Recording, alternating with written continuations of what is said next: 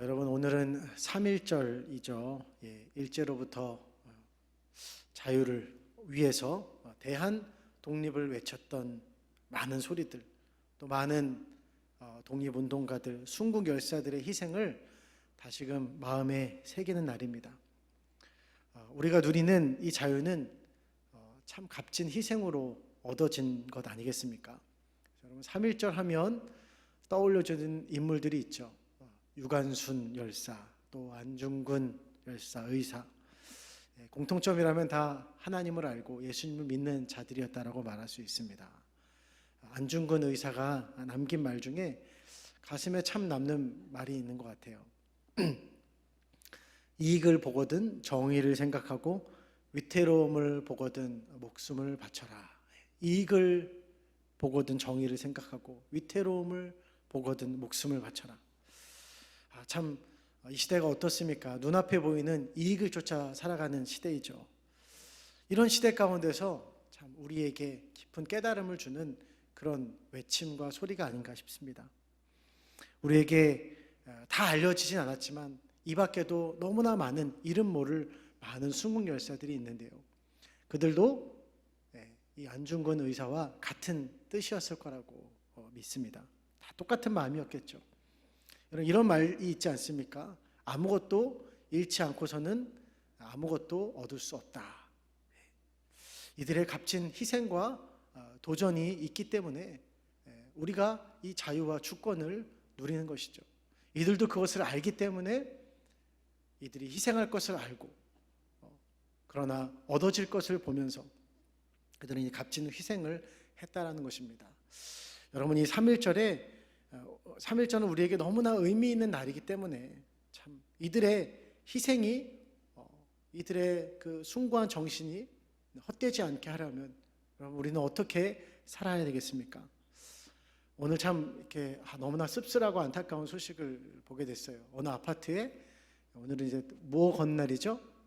태극기 거는 날이죠. 어느 아파트에서 일장기가 걸렸다는 겁니다. 세상에, 다른 날도 아니고 어떻게 일장기를 걸 수 있을까? 너무나 참 참담한 소식이 아닐 수가 없습니다. 어쩌다가 이런 일이 벌어지고 있을까? 물론 워낙 다양한 사람들이 살고 있으니 좀 정신적으로 이상이 있는 사람이 그런 일을 할 수 있다고 치지만 그러나 너무나 숭고한 희생을 모르는 사람이라고 말할 수 있는 거죠. 특별히 예수님을 믿는 우리들은 누군가의 희생을 잘 기억하는 사람들이 되어야 마땅한 것입니다. 그래서 초창기 우리 한국 그리스도인들은 나라를 사랑하는 사람들이죠.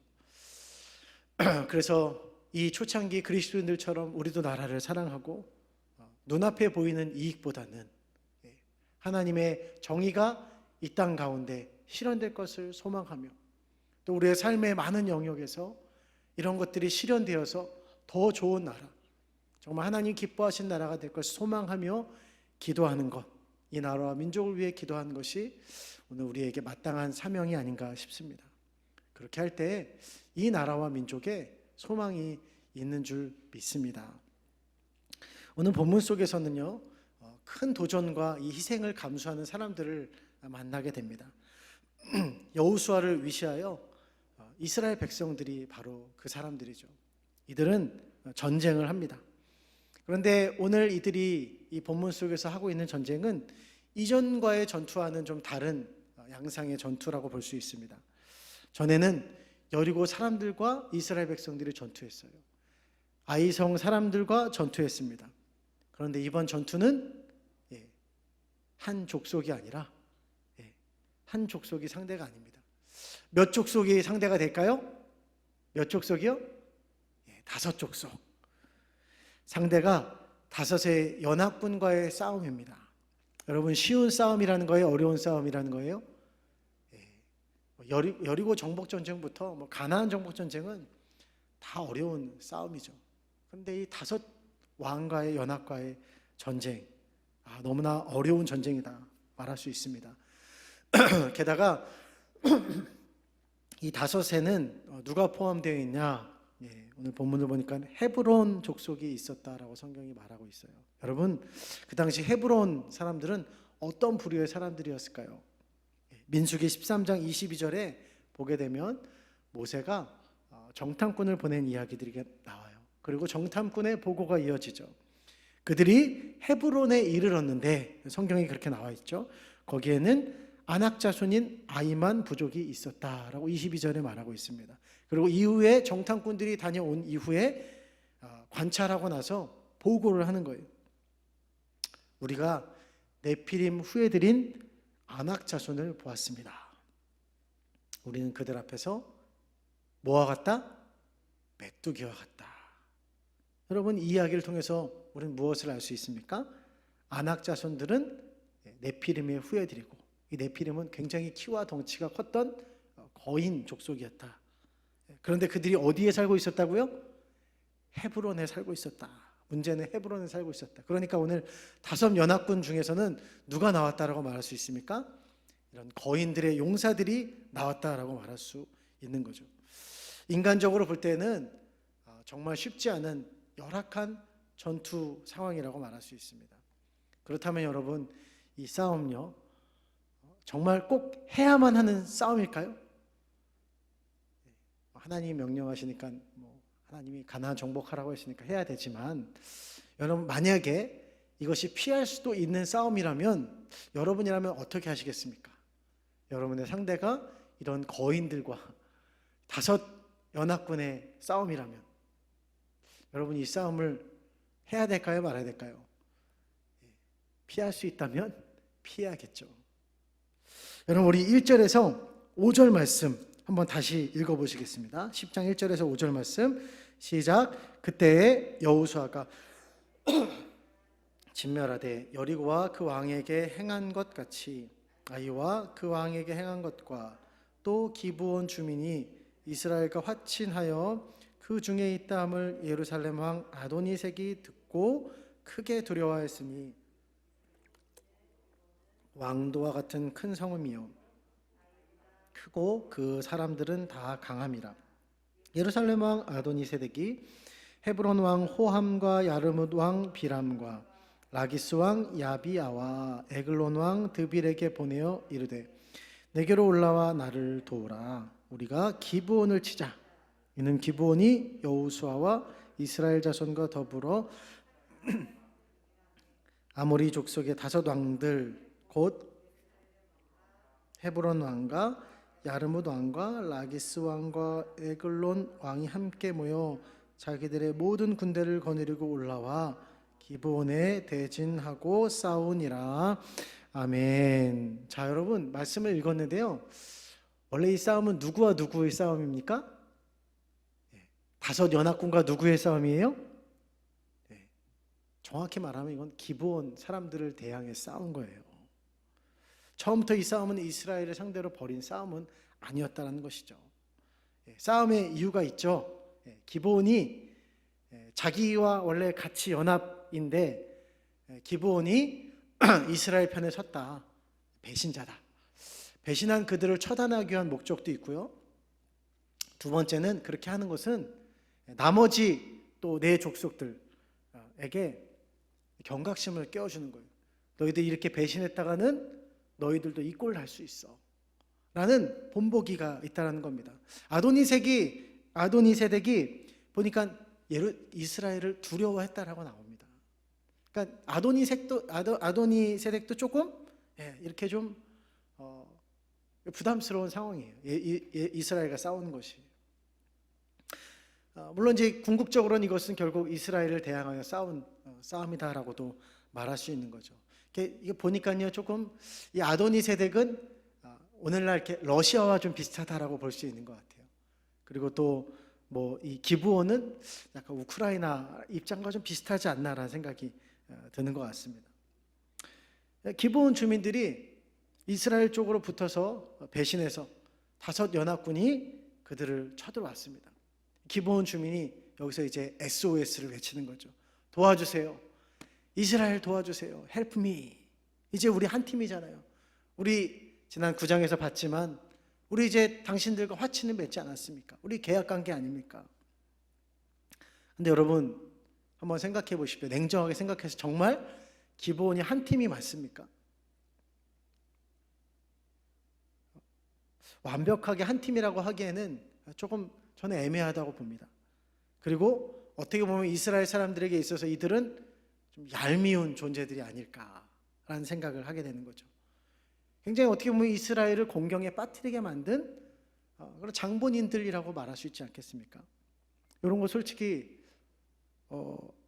도와주면 안 되는 거 아닐까라는 생각을 좀 해보게 돼요. 기브온이 잘못한 것에 대해서는 조금 대가를 치르게 해주는 것이 맞지 않을까 생각됩니다. 여러분, 오늘날 국제사회를 보십시오. 제가 방금 러시아와 그 얘기를 했지만 아무리 우크라이나가 이 나토 쪽으로, 서방 쪽으로 이렇게 갔다 하더라도, 러시아에 좀 이렇게 반해서 갔다 하더라도, 그렇다고 미국이 뭐 전면전으로 러시아와 안 싸우잖아요. 그렇죠? 왜 그렇게 하죠? 그렇게 하면 미국도 이게 출혈이 크니까. 그래서 그냥 뒤에서 무기 정도만 원조해 주겠다 하면서 이렇게 전면전을 나서지 않는 것이죠. 이스라엘도 이렇게 미국처럼 이런 판단을 한다면, 이익을 생각한다면, 손해보지 않을 것을 생각한다면, 계산한다면 마찬가지로 충분히 이 전쟁을 피할 수 있는 거죠. 이러한 명분으로 너희들이 불법적으로 한 것이기 때문에 우리가 도와주긴 도와주는데 우리가 100%는 도와주지 않겠다 하면서 불편한 싸움을 싸우지 않을 수 있지 않았을까라는 생각을 해보게 됩니다. 그러나 지금 이스라엘 백성들은 어떻게 하고 있습니까? 주저하지 않고 이 전투에 나서는 거예요. 거인들도 있는데 5족속의 연합군인데 아무리 여리고 무너졌어요. 아이성이 무너졌습니다. 점령했어도 여전히 힘든 싸움, 그 싸움을 딱 앞에 두었을 때 어떤 생각이 들겠냐는 거죠. 우리 2002 여러분 월드컵을 기억하실 거예요. 16강에서 우리가 누구를 만났습니까? 이탈리아라는 팀. 그 다음 월드컵에 우승을 한 팀이죠. 굉장히 전통에 강하고 1, 2위를 다투는 우승 후보죠. 너무 16강에 빨리 만났어요. 어렵다고 생각했습니다. 근데 그때 안정환이가 골 넣고 반지 세레머니 한 걸 여러분 기억하시잖아요. 그리고 나서 8강을 누구 만났습니까? 스페인. 스페인도 만만치 않습니다. 스페인은 그 다음에 우승을 했어요. 그때 많은 사람들은 이야기했습니다. 저도 그렇게 생각했어요. 이탈리아는 한번 어떻게 이겼다. 근데 스페인은 어렵다. 강적을 한번 꺾긴 했는데 이거 어려운 것 같아. 그리고 좀 이런 생각도 했어요. 아니 왜 저렇게 어려운 조를 16강부터 만나고 또 8강에 이렇게 어려운 조를 만나냐. 저쪽 반대편 쪽에 그 조별 예선에서 좀 포르투갈 봐주고 2위로 올라가서 저쪽 조에 가면은 그거 좀 쉬운 상대가 좀 있는데 우승 후보는 좀 아닌 팀들이 있었는데 그런 생각을 좀 했던 것이죠. 위험 부담이 여러분 큰 전쟁, 이런 전쟁을 피할 수 있다면 피하는 것이 낫지 않겠습니까? 이렇게 계산하면서 운동 경기를 할 때에도 일부러 져주기도 하고 약간 승부를 조작해서 강팀을 피하기도 하는 것, 이런 것이 스포츠 안에서도 일어나는 거죠. 정말 이스라엘은 피할 수 있는 거예요.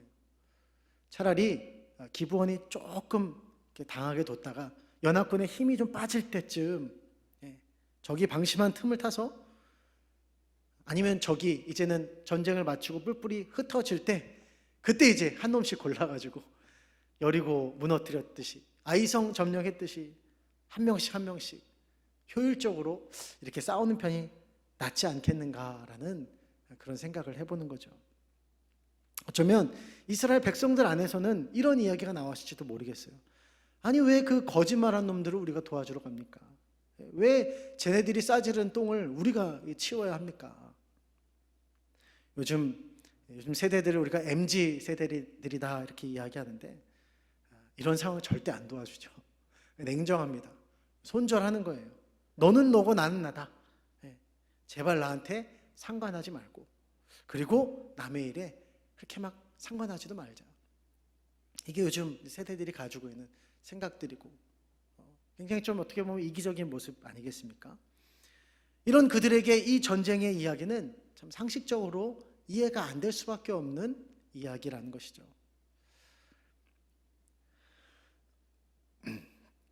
그런데 이들은 기꺼이 기부원을 돕습니다. 왜일까요? 그것이 하나님 앞에서 맺은 언약이기 때문에, 약속이기 때문에. 출애굽을 하며 가나안 땅을 정복하며 이제 그들이 비로소 이스라엘 백성들 가운데, 이 이스라엘 백성들 가운데서 어떤 변화가 일어났냐는 것이죠. 하나님 앞에서 하나님과 맺은 언약은 깰 수가 없다, 지켜야 한다. 아니, 그보다 더 중요한 것은 하나님 그분 자신이 세운 언약을 그분은 반드시 지키시고 성취하시는 분이시다. 이것을 그들이 깨닫기 시작하는 거예요. 그러니 그들도 어떻게 해야 된다? 우리도 우리에게 신실하신 그 약속하신 하나님, 그분께 우리도 신실하게 약속을 지켜야 한다. 연약하고 부족하지만 그래도 노력해야 한다. 이런 모습들이 바뀌었다는 것을, 이 전투를 참여하는 것을 통해서 볼 수 있는 거죠.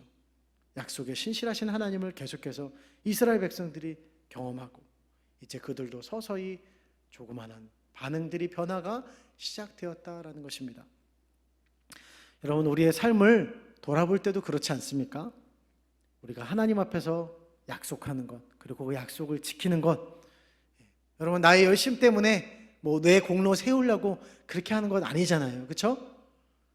때로는 조금 변질될 때가 있죠.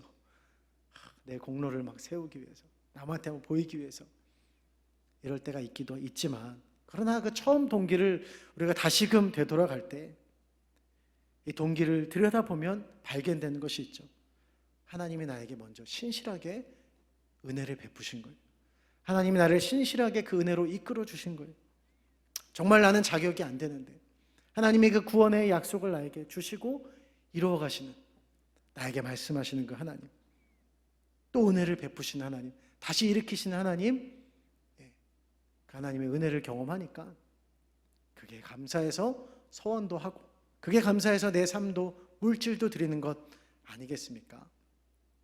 사랑하는 성도 여러분, 우리는 다 이렇게 하나님의 변함없는 사랑과 약속으로, 은혜로 하나님의 자녀의 관계로 맺어진 자들인 줄 믿습니다. 분명한 것은 우리도 하나님 앞에서 이 약속을 지킬 때 이스라엘 백성들이 그러했던 것처럼 하나님이 놀라운 은혜와 축복을 주신다는 것을 오늘 말씀을 통해서 깨닫게 되는 것이죠. 우리 다 함께 10절에서 15절까지 함께 읽겠습니다. 우리 승리에 대한 그 이야기인데, 하나님이 특별하게 베푸신 은혜, 승리에 대한 기록입니다. 우리 10절에서 15절 말씀이요. 시작. 여호와께서 그들을 이스라엘 앞에서 패하게 하심으로 크게 살육하고 베토론에 올라가는 비탈에서 추격하여 아세가와 막게다까지 이르니라. 그들이 이스라엘 앞에서 도망하여 베토론의 비탈에서 내려갈 때에 여호와께서 하늘에서 큰 우박덩이를 아세가에 이르기까지 내리심에 그들이 죽었으니 이스라엘 자손의 칼에 죽은 자보다 우박에 죽은 자가 더 많았더라. 여호와께서 아모리 사람을 이스라엘 자손에게 넘겨주시던 날에 여호수아가 여호와께 아뢰어 이스라엘의 목전에서 이르되, 태양아, 너는 기브온 위에 머무르라. 달아, 너도 아얄론 골짜기에서 그리할지어다 하매, 태양이 머물고 달이 멈추기를 백성이 그 대적에게 원수를 갚기까지 하였느니라. 야살의 책에 태양이 중천에 머물러서 거의 종일토록 속히 내려가지 아니하였다고 기록되지 아니하였느냐. 여호와께서 사람의 목소리를 들으신 이 같은 날은 전에도 없었고 후에도 없었나니 이는 여호와께서 이스라엘을 위하여 싸우셨음이니라. 여호수아가 온 이스라엘과 더불어 길갈 진영으로 돌아왔더라. 아멘. 여러분, 하나님 앞에서 맺은 이 언약을 순종하여 지켰더니 이스라엘에게는 어떠한 은혜가 임했습니까? 하나님께서 약속하신 특별한 완벽한 그 승리. 이전에 여리고성이 무너졌어요. 아이성도 점령했습니다. 그럼에도 이스라엘 백성들에게 여전히 필요한 것이 있어요. 무엇일까요? 그들 가운데 또 역사하시며 일하시는 그 하나님, 완벽하게 전세를 변화시키고 역전시키시는 하나님, 완벽하게 우리 편에 서신 그 하나님, 거대한 성벽을 넘어서 이제는 거대한 거인들이 기다리고 있습니다. 앞으로 또 남은 전투에 최첨단의 무기를 가지고 있는, 그렇게 기다리고 있는 이 가나안 땅에서 불확실한 이 미래 가운데 완벽한 미래와 꿈과 소망이 되시는 하나님, 그 하나님이 이스라엘 백성들에게는 여전히 필요한 거예요. 그런데 그 하나님이 자신을 드러내 보여주신 것이죠. 하나님이 어떻게 자기 자신을 백성들에게 드러내 보이셨습니까? 오늘 완벽한 승리를 거둔 전투, 이 전투를 통해서 우리가 알 수 있는 거죠. 이 전투에서 중요한 지명의 이름이 나옵니다. 바로 벳호론이라는 장소이죠. 이 벳호론은 윗 벳호론과 아랫 벳호론으로 나눠지는데요, 높은 데는 해발 525m 산비탈길이라고 합니다. 또한 벳호론에서 오늘 아세가와 막게다까지 이렇게 전투를 했다라고 하는데, 이 거리가요, 알아보니까 35km 정도라고 된다고 해요. 굉장히 긴 거리죠. 산비탈로부터 해안가에 이르기까지 이어지는 그 길인 거죠. 벳호론의 이름의 뜻은 이 호르는 동굴이란 뜻이고, 벳은 집이란 뜻이죠. 그래서 동굴의 집이란 이름의 뜻을 가지고 있습니다. 가나안에서는 그 당시에 저승신의 집이다라는 의미도 가지고 있어요. 한마디로 말해서 이 현지인들에게 있어서는, 이 가나안 아모리 사람들에게 있어서는, 이곳은 이 산지족들에게 있어서는 자기들에게 천연 요새의 완벽한 홈그라운드라고 말할 수 있어요. 원정을 떠나온 이 원정팀에게는 아주 지옥과 같은 그런 장소라고 말할 수 있죠. 그런데 그곳에서 어떤 일이 일어났냐는 것이죠. 너무나 이스라엘에게 불리한 이 전투에서 하나님은 이들을 완전히 진멸시키는데, 하나님께서 하늘에서 커다란 우박덩이를 내리셔서 이 연합군들을, 적들을 막 쓸어버리는 거예요. 보다가 이거를 이제 생각하게 됐어요. 하나님이 이스라엘과 같이 엉겨붙어 싸우는데 도망가느라고 좀 약간 간격이 있을 수 있는데, 하나님이 어떻게 하신 거예요? 이스라엘 쪽은 우박을 안 내리고 여기만 막 골라서 때리는 거죠. 그런 장면 아니겠습니까? 참 신기하죠. 하늘에서 내리는데 이 적들만 골라서 때린다. 그래서 오늘 성경에도 기록되어 있지 않습니까? 이들이 이스라엘의 칼에 죽은 것보다 하나님의 그 내리신 우박에 죽은 자가 더 많더라. 훨씬 더 많더라. 여호수아는요, 하나님이 참여하시는 전쟁을 보게 된 거예요. 나와 함께 하시는 그 하나님, 놀라우신 하나님을 만나게 되면서 거기에 너무나 신이 나고 감격이 있고 벅차서 믿음으로 선포하는 거죠. 해야 기브온 위에 머물러라. 다른 아얄론 골짜기에 머물러라. 기브온은 동쪽이고 아얄론은 서쪽인 거예요. 그러니까 이 선포는 해가 지지 않고 계속해서 환하게 비추라고 하는 믿음의 선포입니다. 왜 그런 선포를 해요? 계속 환하게 비춰야 그들을 진멸할 수 있기 때문에 해에게 명령하는 것이죠. 그리고 정말 해는 그렇게 자연의 현상을 거스르고 계속해서 그들이 진멸당할 때까지 머물러 있는 것입니다. 참 기적적인 사건이죠. 하나님 앞에서 맺은 이 언약에 순종하여 지키니까 하나님은 그런 자들에게 놀라운 일들을 베푸시더라라는 것이 오늘 말씀인 것이죠. 오늘도 하나님은 이런 놀라운 일을 순종하는 자들을 베푸시는 줄 믿습니다. 우리 옆에 계신 분에게 한번 믿음으로 선포하셨으면 좋겠습니다. 오늘도 하나님은 살아계십니다. 시작. 순종하면 놀라운 일이 벌어집니다. 오늘 말씀을 통해서 하나님께서 반드시 응답하시는, 또 응답하실 수밖에 없는 이 상황을 보게 돼요. 그것은 어떤 상황일까요? 하나님의 백성들이 정말 하나님의 소원을 이루는 상황이라는 거예요. 하나님의 소원과 그들의 마음이 같기 때문에, 하나님의 소원을 이루는 그 일을 하기 때문에 하나님은 그것에 마음이 시원해지는 거죠. 그리고 그들의 그 일에 하나님이 응답하시는 겁니다. 그들의 기도에 응답하시는 거죠. 오늘 여호수아와 이스라엘 백성들이 정말 어떤 동기로 이 전투에 참여했는지 그것은 다 알 수는 없는 것 같아요. 정말 100%의 순종이었을까? 그것까지는 잘 모르겠습니다. 왜냐하면 제가 생각해 볼 때는 불만도 있었을 것 같아요. 그러나 분명한 것은 결론적으로 그것은 하나님의 마음을 분명히 흡족해 하는 일이었다는 것입니다. 하나님의 마음을 흡족하게 한 일이 뭐예요? 하나님의 도움이 필요한 자들에게, 연약한 자들에게 하나님의 자비와 은혜와 긍휼이 흘러가게 하는 것, 바로 이 일을 했다는 것이죠. 하나님이 응답하실 수밖에 없는 상황이 무엇입니까?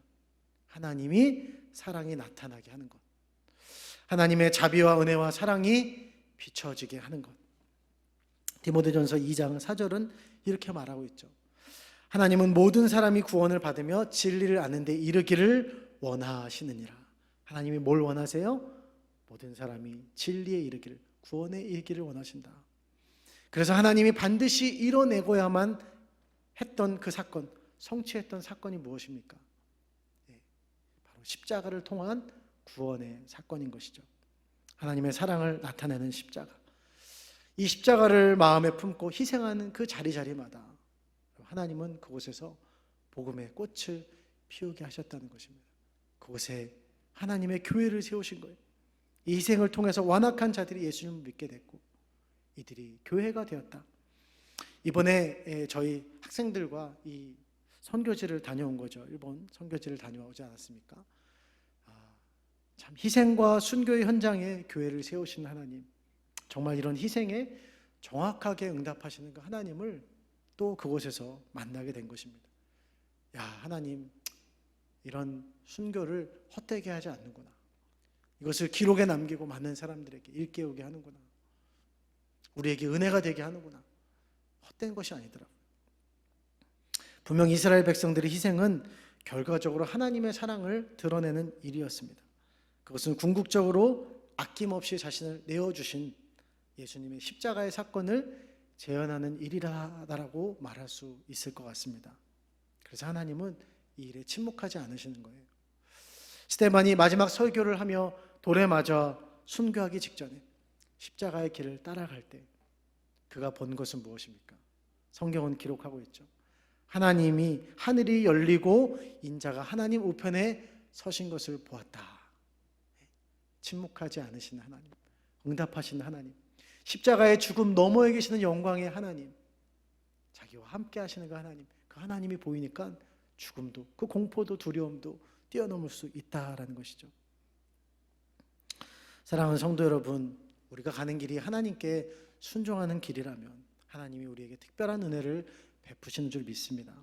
더 특별한 응답과 진정한 승리는 우리가 가는 길이 이 십자가를 나타내는, 하나님의 사랑을 나타내는 순종의 길, 십자가의 길일 때 그곳에 진정한 승리를 우리 또한 맛보게 될 줄 믿습니다. 그것은 어떻게 감당하며 걸어가는 길일까요? 첫 번째는 예수님께서 자신을 아낌없이 내어주신 것처럼 우리 자신을 아낌없이 하나님께 내어드리는 것이죠. 그리고 우리 자신을 아낌없이 우리 이웃에게 헌신하며 사랑하며 희생하며 예수님의 사랑을 나타내는 것, 그것이 바로 십자가를 감당하는 길이죠. 여호수아와 그의 백성들의 행보를 보세요. 기브온의 요청에 보낸 병력의 수가 오늘 성경에 나와 있습니다. 저라면 한 1부만 보냈을 것 같아요. 왜 그러냐면 이유가 있어요. 아까도 이제 10장 1절에 봤지만 아도니세덱이 두려워했고, 또 2절에 보니까요, 그들이 이 기브온이라는 것이 어떤 것이냐면 왕이 있는 도성처럼 큰 성읍이었다고 했어요. 아이성보다도 규모가 크다고 했습니다. 게다가 기브온 주민들은 약골들이 아니에요. 이스라엘에겐 그럴지 모르지만 용맹한 전사들이다라고 나와 있습니다. 그러니 합리적인 이 계산으로는 병력이 얼마 정도를 그냥 용병 수준으로 보내도 되지 않을까, 승산이 있지 않을까라는 싸움이라고 말할 수 있겠죠. 또 이스라엘 피해도 최소화해야 하기에 또 명분상도 그렇고 얼마든지 이렇게 충분히 할 수도 있는 거예요. 그러나 오늘 본문 7절은 말씀하고 있습니다. 우리 7절 말씀 함께 읽어보실까요? 시작. 여호수아가 길갈에서 올라가니라. 영어 성경에는 이렇게 기록되고 있습니다. All the people and all the mighty men of valor. 모든 사람들과 모든 용맹한 전사들을 데리고 전투에 나섰다. 총병력을 동원했다. 최정예, 아주 그냥 전 100%의 전력을 이끌고 나갔다. 여러분, 십자가란 무엇입니까? 십자가는 90%가 아니죠. 십자가는 99%도 아니고 99.9%도 아닙니다. 십자가는 100%. 십자가는 예수님께 100%이고 우리에게는 100% 이상의 것이에요. 100%, 1000%, 10,000%, 뭐 그 이상의 것, 모든 것을 내어주신 것이 십자가인 것이죠. 두 번째로 오늘 여호수아와 백성들의 모습을 통해서 십자가의 또 다른 의미를 마음에 새겨봅니다. 그것은 끝까지인 거예요. 끝까지. 뭐라고요? 끝까지. 그들이 기브온을 도와주되 끝까지 도와주는 거예요. 베토론에서부터 해안에 이르는 이 35km의 험난한 산비탈길과 함정이 있는 그 길을 끝까지 추격하여서 그들을 진멸하는 거예요. 이렇게 하면 어떻게 되겠어요? 다시는 기브온에 쳐들어가지 못하겠죠. 또 이스라엘 백성들에게 또 많은 더 공포심을 가질 수 있게 되고 일석이조의 효과이긴 하지만 중요한 것은 어쨌든 그 도움에 끝까지 싸우고 끝까지 승리를 얻기 위해서 예수님의 십자가, 그 십자가의 승리를 얻기 위해서 예수님은 어떤 길을 걸어가셨습니까? 채찍에 맞고 끝까지 골고다 언덕까지 그 십자가를 짊어지고 올라가셔서 그리고 고통스러운 시간을 견디며 6시간 이상이라는 시간을 십자가에 매달리셔서 인내하신 거예요. 끝까지 감당해야 얻을 수 있는 승리이기 때문에 그분은 인내하고 견디신 줄 믿습니다. 이번 그 선교를 좀 다녀오면서요, 그냥 영상이나 사진으로만 보았던 그 26인의 순교자들의 기념비가 세워진 곳과 순교 현장들을 보았어요. 실제로 이렇게 보니까 참 마음에 짠하고 또 숙연해지고 마음을 좀 다잡게 된 그런 시간이 아니었나 생각이 듭니다. 참 마음이 숙연해지면서 내가 저런 상황이라면 저렇게 할 수 있을까라는 참 무거운 마음, 커다란 숙제를 안고 돌아온 것 같아요. 그런데 그런 무거운 마음 속에서 좀 하나님께서 개인적으로 주셨던 마음은 거기보다 더 집중해야 되는 그런 사실을 하나님께서 생각해 보게 하셨어요. 과연 우리가 믿는 이 진리가 무엇이길래 어떤 이는 이것을 위해서 생명을 바쳤는데 어떻게 이런 생명을 바치기까지 그럴 수 있을까? 도대체 우리가 가진 진리가 무엇인가? 이 십자가가 무엇인가? 한 소녀의 이야기가 기억에 남습니다.